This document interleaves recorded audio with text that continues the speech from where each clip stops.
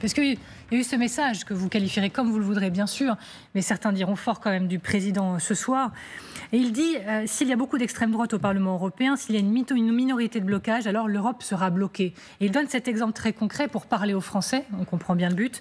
S'il y avait une pandémie demain, comme le Covid, vous ne seriez pas protégés si c'était l'extrême droite qui était en minorité de blocage au niveau européen. Il n'y aurait pas d'Europe des vaccins. Vous lui répondez Alors quoi ? déjà, permettez-moi de dire que je n'ai pas tout à fait la même analyse sur la menace existentielle aujourd'hui qui pèse sur notre continent européen et sur la France. Lui, il voit la menace d'un populisme et d'une extrême droite fantasmée et il vise évidemment indirectement le groupe auquel nous appartenons, celui des conservateurs. Moi, je considère qu'aujourd'hui, la première menace qui pèse sur nous, c'est d'abord celle de la submersion migratoire, c'est celle de l'islamisation et c'est celle de l'islamisme et du djihadisme. Bon, c'est déjà une base idéologique. Ce qui est sûr, en revanche... Pour répondre précisément, je vous demande juste de répondre à cet argument très précis du président qui dit qu'il y aurait l'extrême droite demain en force au Parlement européen, vous ne seriez pas protégé face à une pandémie. Très précis, puisque Emmanuel Macron a le sentiment, vous savez, quand je l'écoute, j'ai l'impression qu'il se sent toujours petit quand il parle de la France et toujours grand quand il parle de l'international et de l'Europe. Vous savez, la France est encore en capacité de pouvoir assurer un certain nombre de compétences, dont celle de pouvoir soigner et commander des vaccins. En revanche, là où il a tout à fait raison, c'est que si en effet nos alliés conservateurs demain arrivent au pouvoir, prennent le pouvoir à Bruxelles, ce qu'aujourd'hui montre un certain nombre de sondages, eh bien oui, nous allons bloquer un certain nombre de choses. Et nous allons notamment bloquer le projet dont il n'a pas parlé ce soir, qui est le projet européen qu'il défend avec Valérie Ayé, et qui consiste en effet à vouloir un super État fédéral européen, à vouloir un président de l'Union européenne, à vouloir un ministre des Affaires étrangères européenne, à vouloir un élargissement à 37, à vouloir la fin du droit de veto de la France, donc la fin de la capacité de la France à pouvoir décider pour elle-même et en fonction de ses intérêts sur l'ensemble des décisions.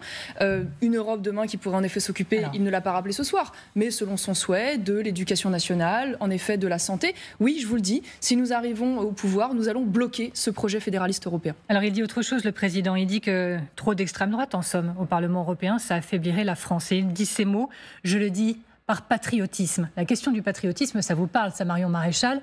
Encore une fois, que répondez-vous au président français ? Mais où est le patriotisme quand le projet porté aujourd'hui par Emmanuel Macron au sein de l'Europe a conduit précisément à un affaiblissement de la France, à un déclassement de la France sur la scène internationale, quand on voit aujourd'hui que la politique commerciale qu'il a menée au niveau européen, avec notamment la multiplication des traités de libre-échange, n'ont fait au contraire que nous affaiblir notre industrie, notre agriculture, quand on voit que rien n'a été fait pour véritablement protéger nos frontières, si ce n'est ce fameux pacte migratoire dont la principale mesure consiste à vouloir répartir les migrants, quand on voit qu'il a défendu et qu'il continue de défendre d'ailleurs avec ses alliés DLR et des socialistes le fameux pacte vert, cet ensemble de textes législatifs qui aboutirait demain, s'il était mis en place par malheur, à une décroissance industrielle et à une décroissance agricole, tant les contraintes seraient lourdes aujourd'hui sur notre économie. Je ne vois pas là, si vous voulez, le bilan d'un patriote qui défend les intérêts de son pays, loin de là. Et Emmanuel Macron, il s'est défendu de vouloir personnaliser le débat.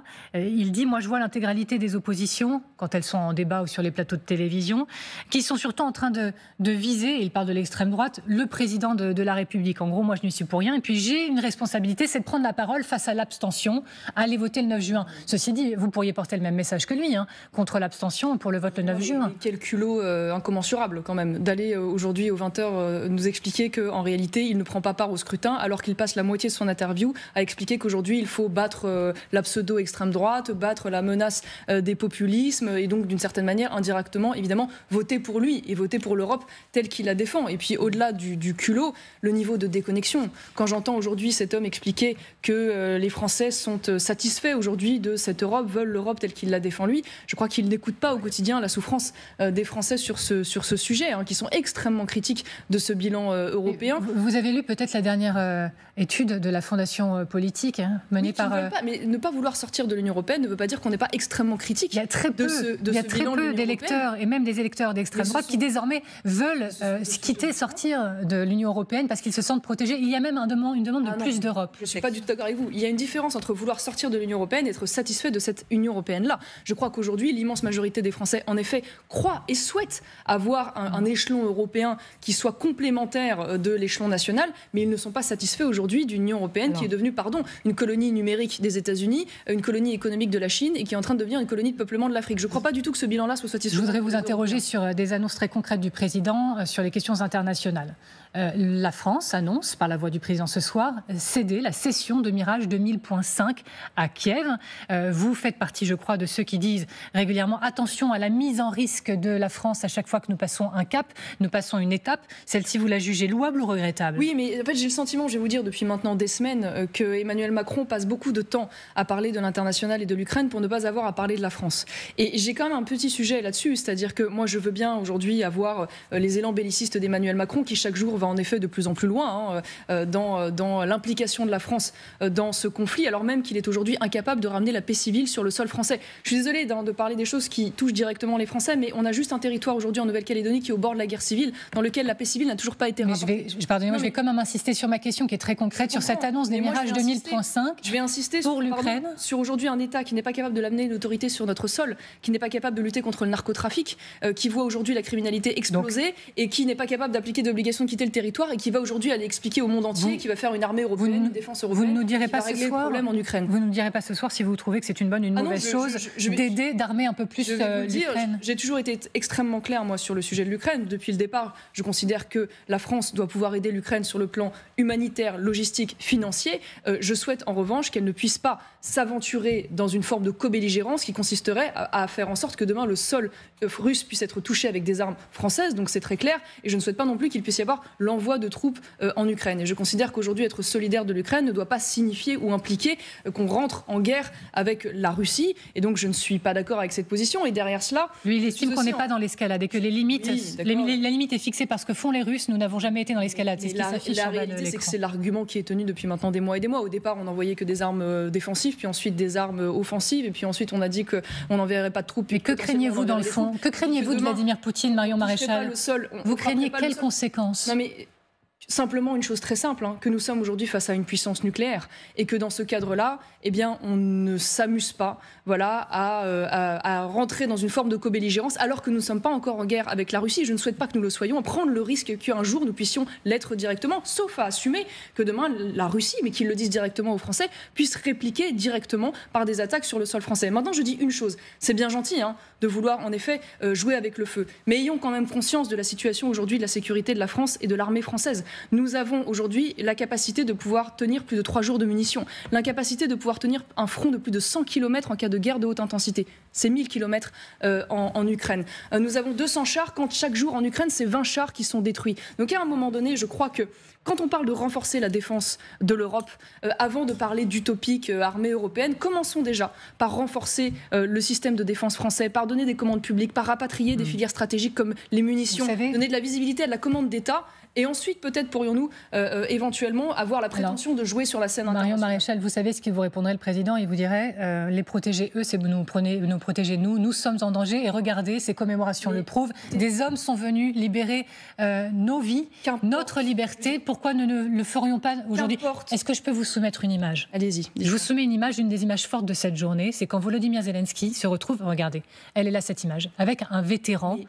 L'échange est très fort. Vous êtes un héros, non, c'est vous le héros. On sent toute l'émotion et les larmes quasiment du président ukrainien. Je voudrais savoir ce que ça vous inspire. Excusez-moi, mais moi j'ai trouvé évidemment ces commémorations très, très émouvantes face à des hommes qui évidemment nous ont libérés il y a de cela 80 ans. Je vous le dis, qu'importe aujourd'hui un président qui prétend vouloir défendre et protéger les Ukrainiens quand il est incapable de protéger et défendre les Français. Je suis désolée de vous le dire, mais nous sommes aujourd'hui dans une situation où le président de la République nous met en situation de danger. Je vois encore cette semaine, pardonnez-moi de ramener à ce qui peut apparaître peut-être anecdotique à côté des grands élans, on va dire, bellicistes du président Emmanuel Macron. Mais moi, cette semaine, j'ai vu des drames dont on a peu parlé. J'ai vu une femme de 82 ans, Berthe, qui a été agressée sexuellement par un étranger clandestin. J'ai vu une femme qui a été violée par un mineur isolé étranger à Bourg-en-Bresse, dans une gare. Je vois chaque jour ce genre de phénomène aujourd'hui arriver et je ne vois pas un président de la République qui est au rendez-vous pour protéger les Français. Donc moi je vous le dis humblement, moi je suis une Française qui a envie d'abord de s'occuper de la France. Je vais vous interroger. Et donc j'attends du président de la République avant qu'il aille protéger les Ukrainiens que déjà le temps, pardonnez-moi, le temps. Vous allez aux élections européennes quand même. Pardonnez-moi, le temps nous est compté. J'ai une dernière question. On va parler du cas d'un Français justement, qui a été arrêté aujourd'hui. Le président l'a confirmé. Il travaille pour une ONG. Il a été arrêté par par les autorités russes.